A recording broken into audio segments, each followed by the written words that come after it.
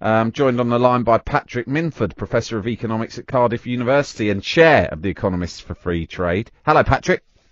Hi, Sam. Why do you think that the Treasury's own report, a lot of people would trust, if not the Chancellor, certainly the grizzled old civil servants who've been working in this game for many years, to come up with an accurate vision of what life might be like after Brexit? Why do you think that they've got it so wide of the mark? Well, I think the Chancellor is very against Brexit and wants really to keep us as close to the EU as possible. So yeah, that's true. But this wasn't just from him, was it? This is from the bureaucrats who've been working in the Treasury for years.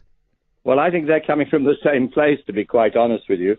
But the main point that answers your question is that they have made assumptions about what no trade deal would mean that are completely ridiculous and are illegal under WTO rules of the World Trade Organization that regulates trade around the world between people who don't have trade deals. And those rules say quite clearly that you've got to be not discriminating against other countries, and if their standards of their exports are in line with what you demand for your own market, you can't suddenly say keep out.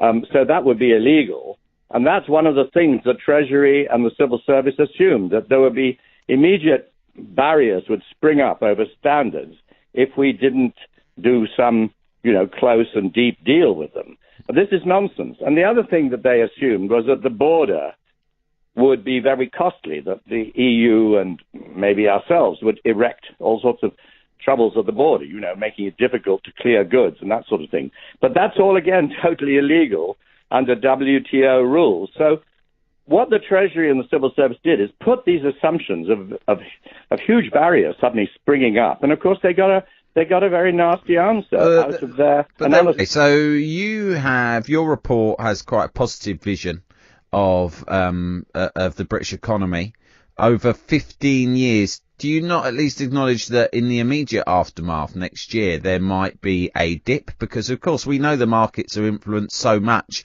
by sometimes not even the reality of circumstances, but the perception of them, and the market very rarely responds well to drastic change. I mean, even around the time of general elections, there's a lot of volatility.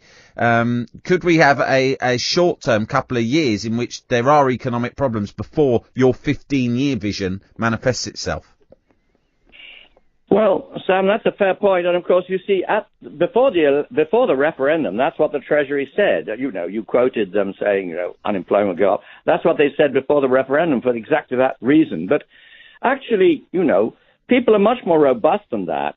And one of the things, what we said at the time before the referendum, when all this sort of similar stuff was being said, we said, look, people aren't stupid. They think about the long term. They think about their own interest today. And fundamentally, they do what's in their interest. And all the talk about uncertainty turned out to be nonsense. There were a few weeks when things were a bit wobbly. And then, of course, people went about their business and and the economy has grown well. And that's I think, what will happen again. And there might be the odd wobble. But people fundamentally will look at the economy and say, well, look, there's nothing wrong with the long term. There's things you've got to work out in the short term, which bureaucrats are there to work out. Let's get on with it. You tell us why you think that prices in the shops may decline. Well, that's the big point about Brexit. It gets us out of the protectionism of the EU, and it's protectionism of the EU, particularly on food, because of French agriculture, basically, is enormously high. And we get rid of that when we get out of the EU and we sign all these free trade agreements with countries around the world that can supply us with food at much better prices, at world prices, and also with manufacturers, because they also protect their own manufacturers, their car industry, for example, their truck industry.